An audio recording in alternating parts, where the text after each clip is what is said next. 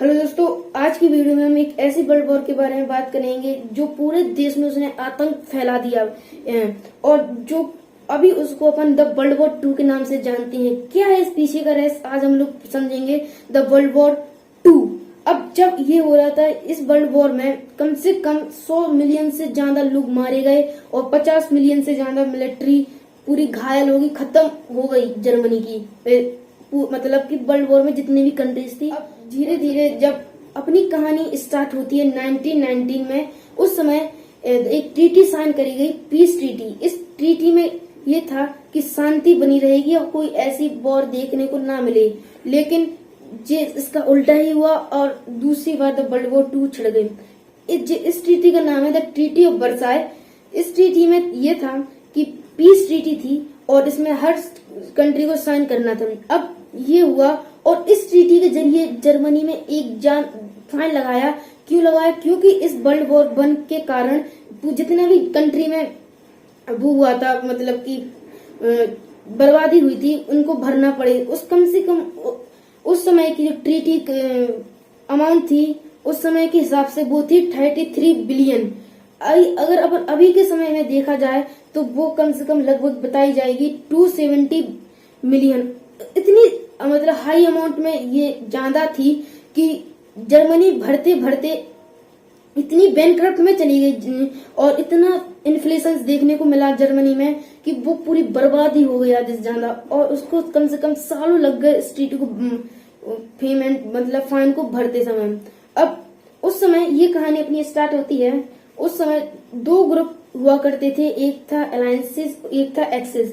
जो axis group था उसमें जर्मनी थी, जापान था और इटली थी, और जो अलायंसेस ग्रुप था उसमें ग्रेट ब्रिटेन, फ्रांस और यूनाइटेड स्टेट, ये अलग अलग टाइप ग्रुप थे।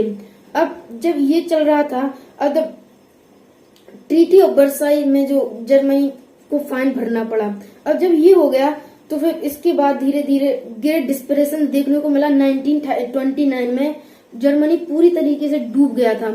अब जब ये चल रहा था धीरे धीरे, तो इसके बाद राइज ऑफ नाजीज। अब इधर पे एक ऐसी एंट्री होती है, एक ऐसे इंसान की एंट्री होती है जिसने पूरा जर्मनी को बदल के ही रख दिया दुनिया में, और आधे से ज्यादा देशों को उसने कब्जा कर लिया बिना मतलब इतना ताकतवर इंसान था। वो इंसान का नाम है द एडोल्फ हिटलर। जी हाँ, अब इधर पे हिटलर की मतलब एंट्री होती है कहानी में, और जो हिटलर था वो नाजीज पार्टी का मतलब वो था सपोर्टर, वो नाजीज को जानता था। उस समय जो जर्मनी में बहुत टाइप के नाजीज रहा करते थे। अब जब हिटलर आया तो उसने नाजीज पार्टी परचेन इन द फेलिज्म। अब धीरे धीरे जो हिटलर था वो धीरे धीरे मतलब बढ़ता, और 1933 बिकम द जर्मन कैलेंगर और एस्टैब्लिश्ड हिमसेल्फ अ डिक्टेटर। मतलब कि उसने 1933 में अपने आप को डिक्टेटर घोषित कर दिया जर्मनी का। अब ये सब हो रहा था, और इसके बाद चलते चलते जो हिटलर था 1941, the Nazis remind the idle in fair of Hitler ideology.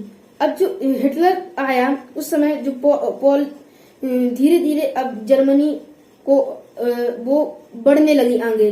अब उस समय जो ट्रीटी ऑफ वर्साई में ये साइन किया गया था, जो जर्मनी है वो ना अपनी कोई आर्म फोर्स भी नहीं रख सकती, यानी नेवी भी नहीं रख सकती, उसको अलाउड नहीं है, और ऐसा चल रहा था। और इसके बाद ये चलते चलते टर्निंग पॉइंट आता है। कुछ टर्निंग पॉइंट है वर्ल्ड वॉर 2 के, उसमें मैं आपको बताऊंगा। अब देखिए, ये धीरे धीरे चल रहा था, और कुछ टाइम बाद 1 सितंबर 1939 इसमें days later Britain France and declare a war of Germany.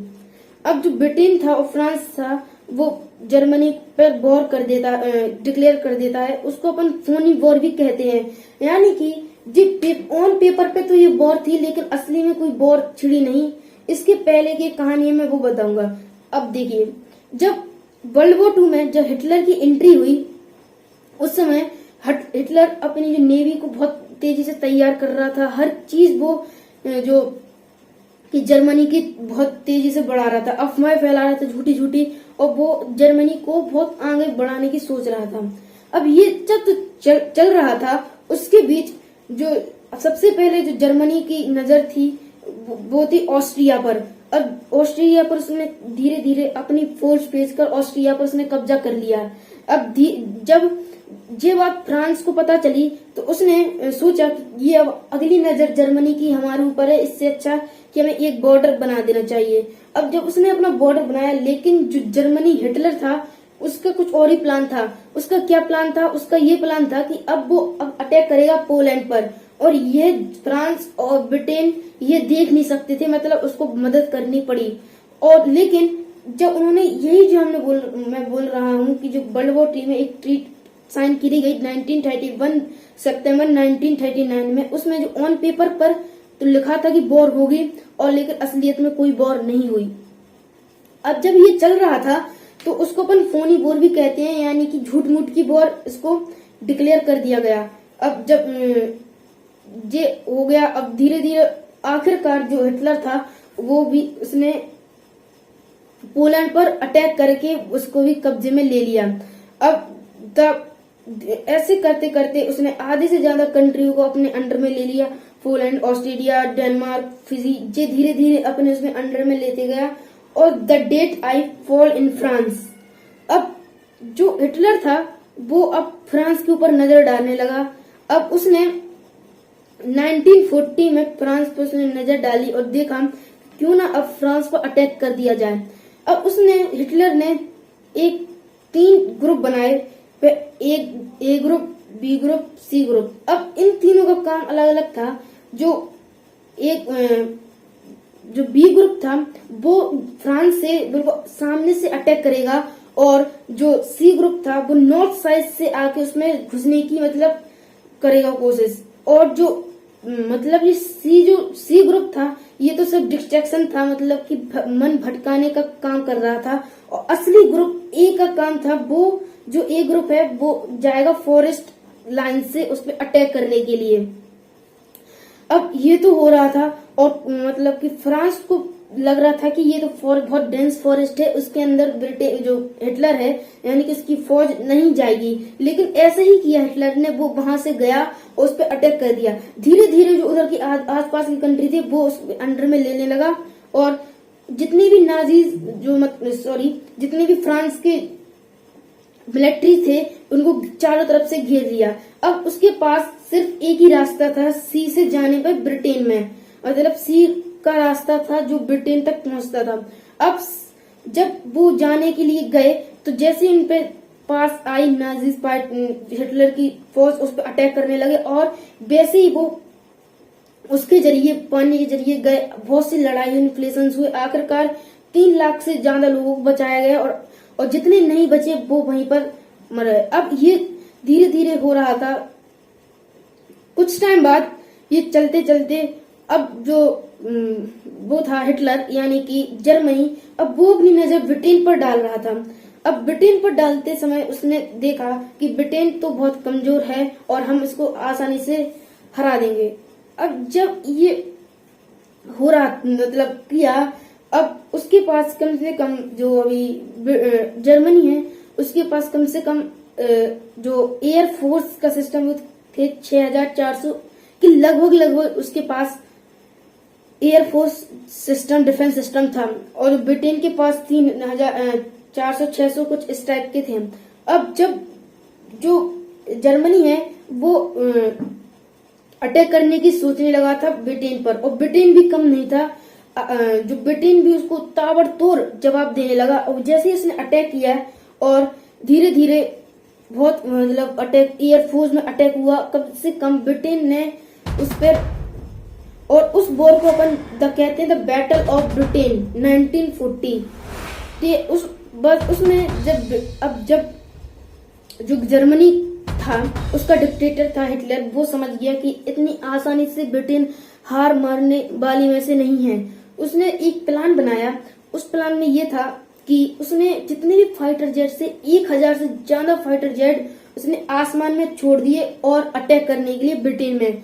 और ब्रिटेन जो कम नहीं था उसने भी आधे से ज्यादा बहुत मुंहतोड़ जवाब दिया उसमें। आप एक एग्जाम्पल से मैं समझाऊंगा, जैसे कि अभी आप देख रहे हैं यूक्रेन रसिया वॉर, उसमें ब्रिटेन क्यों जीता? आपको पता है ब्रिटेन हिटलर को पीछे होना पड़ा, क्यों होना पड़ा?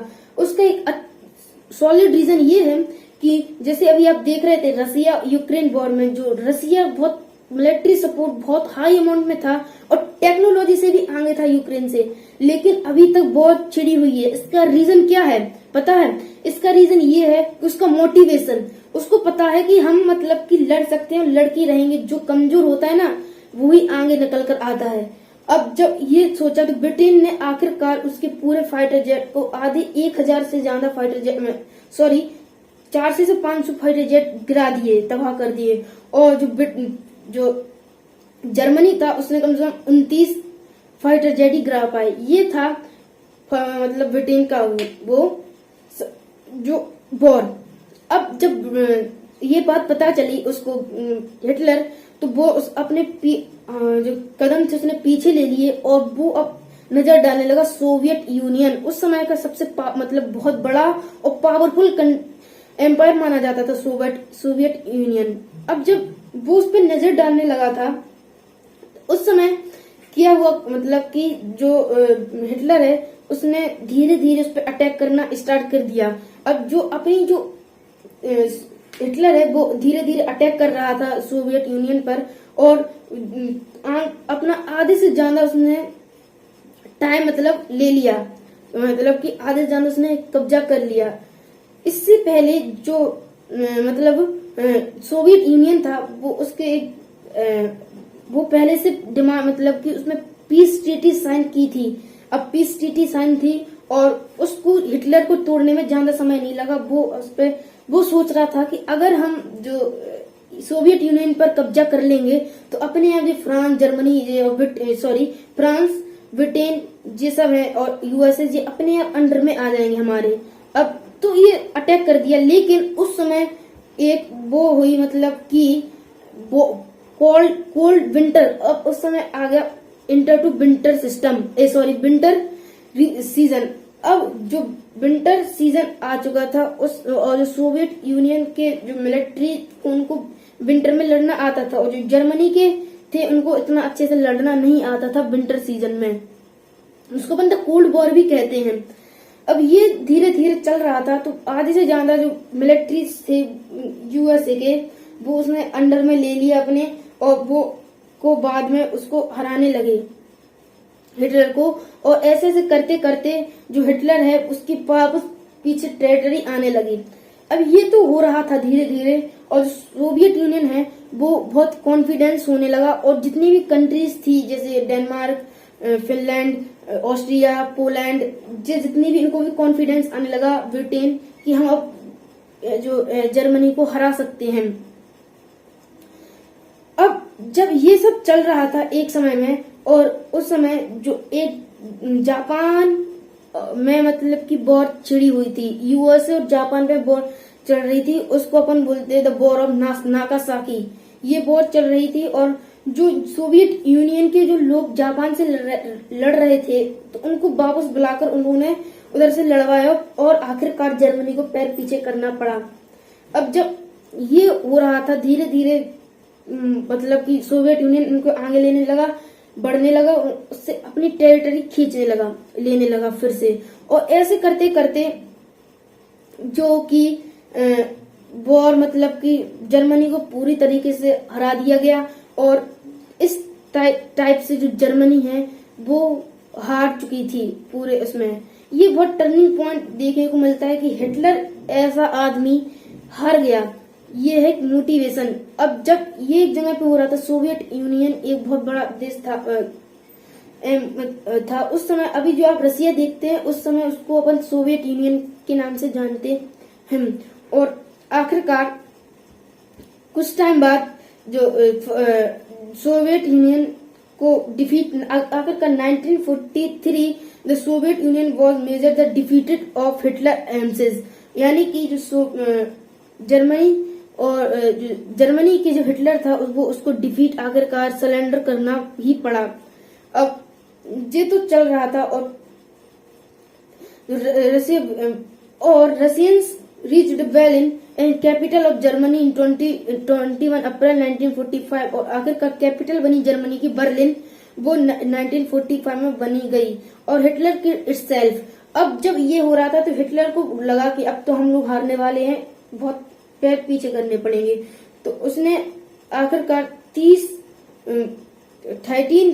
2 days हिटलर किल्ड, मतलब हिटलर ने खुदकुशी कर ली अपने आप को 30 तारीख को, और 1943 को उससे 2 दिन पहले यानी कि 27 डे 1943 में को हिटलर ने अपनी आप को खुदकुशी कर ली, यानी खुद मर गया वो।